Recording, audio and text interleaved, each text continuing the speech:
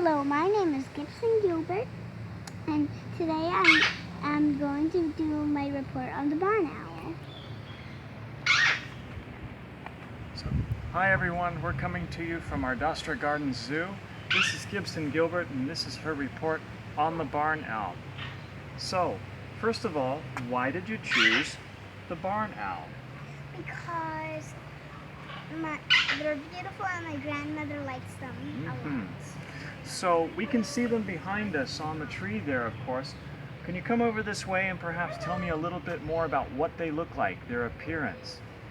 Well, they're 1 foot tall. Their wings are 3 feet wide. And their face is shaped like a heart. And they have really dark eyes. How interesting. Is there anything else about their appearance you might like to share with the class? Well, they have lots of feathers, claws, and a sharp beak. So a habitat is where an animal lives. Can you tell me about the barn owl and where it lives? It lives in many, many places. And then it stays up at night. What's that called? Nocturnal. Very interesting.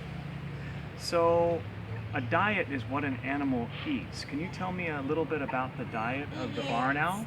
It eats rodents, mice, rats, and insects and lizards. How interesting.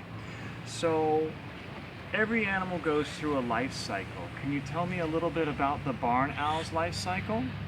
Well, it starts off as an egg, then it's a chick, and finally it's an adult.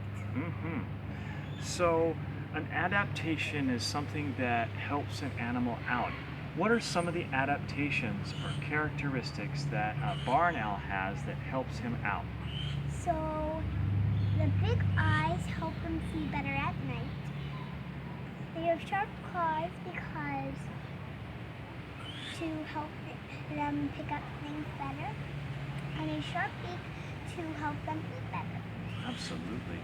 So what are some other interesting things we might not know about the barn owl that you can share?